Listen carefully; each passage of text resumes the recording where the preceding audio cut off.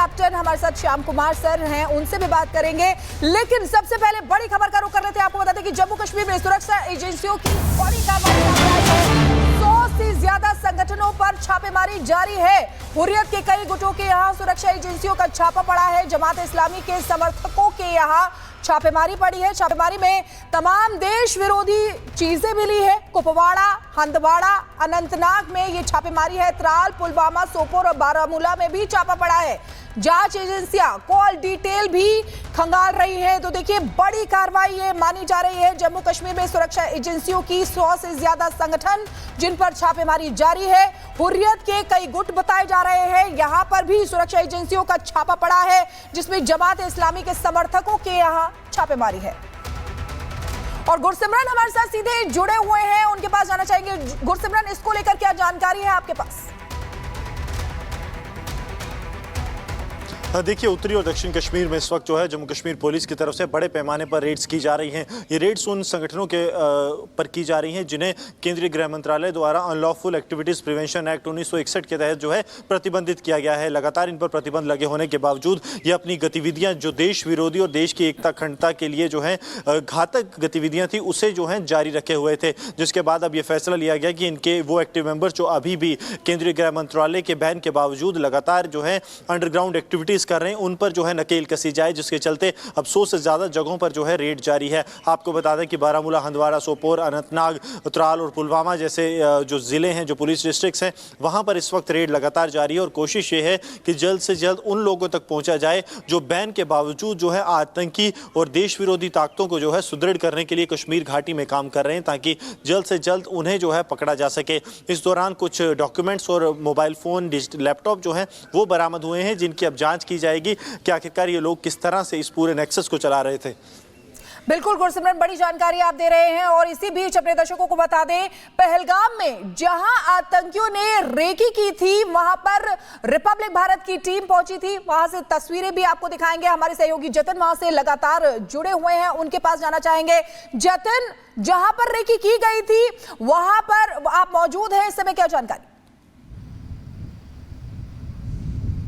बिल्कुल, देखिए, आज बड़ा खुलासा हुआ है नई इन्वेस्टिगेशन में, जिसमें 3 और लोकेशन के बारे में जानकारी मिली जहां पर आतंकियों ने रैकी की थी, लेकिन एस्केप रूट यहां से नहीं मिला आतंकियों को, जिस वजह से ये लोकेशन ड्रॉप कर दी गई। और उसके बाद 22 तारीख को बैसरन घाटी में जो आतंकी हमला हुआ, तस्वीरें मैं आपको दिखा दूं। ये अम्यूजमेंट पार्क है, देखिए, अम्यूजमेंट पार्क पहलगाम। इस अम्यूजमेंट पार्क की भी रैकी की थी। हालांकि अब तमाम टूरिस्ट प्लेस बंद है, तो ये अम्यूजमेंट पार्क भी बंद है। 15 तारीख को आतंकी, 15 अप्रैल को आतंकी पहलगाम पहुंच जाते हैं। पहलगाम पहुंचने के बाद वो इस अम्यूजमेंट पार्क के पास आते हैं, क्योंकि ये जो सीजन है, पीक सीजन है, भीड़ अमूमन या तो जो आपके टूरिस्ट स्पॉट है वहां पर होती है, या इस तरीके के अम्यूजमेंट पार्क में। इस अम्यूजमेंट पार्क में भी रैकी आतंकियों द्वारा की गई। लेकिन आप देखेंगे, ये जो अम्यूजमेंट पार्क है उसकी लोकेशन ठीक सड़क के किनारे है। अगर यहां पर आतंकी किसी वारदात को अंजाम देते तो निकल पाना बेहद मुश्किल होता, क्योंकि इस अम्यूजमेंट पार्क के सामने आप ये रास्ते देख रहे हैं, जो कि सीआरपीएफ कैंप के पास भी होकर गुजरता है और नेशनल हाईवे के पास भी होकर गुजरता है। जिस तरीके से ओवरग्राउंड वर्कर्स ने पूछताछ में बताया कि अम्यूजमेंट पार्क की रैकी करने के बाद प्लान आतंकियों ने इसलिए ड्रॉप किया ताकि यहां से एस्केप रूट नहीं था, वो बचकर निकल नहीं पाते। और यही कारण था कि उन्होंने इस लोकेशन को छोड़कर बहसन जो घाटी है उसका एक तरीके से 2 दिन वहां पर रैकी की और उसके बाद आतंकी वारदात को अंजाम दिया। तस्वीरें मैं अम्यूजमेंट पार्क की आपको दिखाऊं। बेहद बड़े स्तर पर यह अम्यूजमेंट पार्क जो है वो पहलगाम में बना हुआ है। तमाम राइड्स आप अंदर देखेंगे, बच्चों के खेलने के झूले हो, एक तरीके से काफी एडवांस पहलगाम का ये अम्यूजमेंट पार्क है। और बिल्कुल सेंटर में आसपास देखेंगे तो तमाम आपको पहाड़ जो साइट सीन के जो एक तरीके से तस्वीरें हैं वो आपको नजर आ जाएंगी। लेकिन बहसन घाटी से तकरीबन 5 से 7 किलोमीटर दूर ये अम्यूजमेंट पार्क है। और जिस तरीके से एनआईए की इन्वेस्टिगेशन में बहुत क्लियर हुआ कि आतंकियों ने बाकायदा इस पार्क की रैकी की थी, 15 तारीख को रैकी की गई थी। और उसके बाद इसके अलावा जो आरू वैली है वहां की रैकी की गई, क्योंकि ये तमाम वो जगह थी जो कि नेशनल हाईवे से बेहद सटी हुई, खुला हुआ मैदान है और यहां से एस्केप कर पाना, बच के निकल पाना बेहद मुश्किल। और जहां बहसन घाटी में आतंकी वारदात को अंजाम दिया गया, वहां पर तकरीबन 7 किलोमीटर का रिज एरिया है, माउंटेन एरिया है, चट्टाने हैं, जहां से हाइडआउट के जरिए जो एक तरीके से निकलने का रास्ता बहुत क्लियर हो जाता है। इसलिए उस बहसन घाटी का जो एक तरीके से चुनाव है वो किया गया। लेकिन आप देखेंगे बेहद ओपन स्पेस में ये अम्यूजमेंट पार्क है। आप अंदाजा लगाइए कि अगर इस अम्यूजमेंट पार्क में आतंकी किसी वारदात को अंजाम देते हैं, क्योंकि अम्यूजमेंट पार्क में अमूमन छोटे बच्चे होते हैं, परिवार के लोग होते हैं तो कितना बड़ा नुकसान हो सकता था। लेकिन ये रोड आप देख रहे हैं जो कि सीधा हाईवे को कनेक्ट करती है, बेहद खुला इलाका। अगर यहाँ पे आतंकी वारदात को अंजाम देते तो निकल पाना बेहद मुश्किल हो जाता आतंकियों के लिए। यही कारण था कि रैकी बाकायदा यहाँ पर की गई, लेकिन इसका चुनाव नहीं किया गया। चुनाव किया गया भैसन घाटी का, और वो घाटी आप बिल्कुल सामने देखेंगे। ये जो रोड आपको सामने जाती हुई नजर आ रही है, सामने जो आपको माउंटेन्स नजर आ रहे हैं, यही माउंटेन पे जाने का रास्ता। और सबसे हैरान कर देने वाली बात, ये amusement park Pahalgam police station से महज 500 से 700 मीटर की दूरी पर भी है। यही कारण था कि इस अम्यूजमेंट पार्क का चुनाव नहीं किया गया कि अगर आतंकी यहां से निकलते तो 500 मीटर दूर पुलिस स्टेशन था, संभवतः गोलियों की आवाज सुनकर पुलिस भी अलर्ट होती और इस लोकेशन पर पहुंचती, आतंकियों के पकड़े जाने का खतरा हो सकता था। लेकिन जिस तरीके से ये 3 ऐसी लोकेशन बिल्कुल जतिन, निकलने का रास्ता नहीं था और यही वजह है कि इस जगह का चुनाव नहीं किया गया। एक बड़ी खबर आ रही है कि अमेरिका के सामने एक बार फिर पाकिस्तान गिड़गिड़ाया है और वो बराबर कह रहा है कि बस अब बचाइए, क्योंकि एक बार फिर अमेरिका के सामने घुटनों पर आकर गिड़गिड़ाया पाकिस्तान और उन्होंने कहा है कि मध्यस्थता जरूरी है, यानी कि बीच बचाव के लिए आना होगा। और जो पाकिस्तानी पीएम है शहबाज शरीफ, उन्होंने अमेरिका से भारत को रोकने की अपील की है। तो कुल मिलाकर हम आपको बताएं कि जो अमेरिका से भारत को एक बड़ी अपील भारत की तरफ से की गई है और कहा है कि आतंकी जो घटनाएं हुई उस पर वो काफ़ी उनकी आकाओं को लेकर भारत लगातार एक्शन ले रहा है। और हमारे साथ शैलेंद्र सर मौजूद हैं रक्षा विशेषज्ञ के तौर पर। सर, इस पर तो आएंगे कि ये जो बातें चल रही हैं, एक बार फिर गिड़गिड़ाया और लगातार जब हम सुबह की शुरुआत करते हैं तो पहली खबर यही होती है कि पाकिस्तान जा पहुंचा है अमेरिका के पैरों में कि भाई अब बचा लीजिए। देखिए, जब अमेरिका का एंगल है ना, तो पाकिस्तान एक्सपोज हो रहा है। पिछले कारगिल में भी ये वहीं गए थे और वेट करी थी। मुझे लगता है कि इस बार अमेरिका नहीं सुनेगा। क्यों? उसका रीजन समझिए, एनालाइज करिए।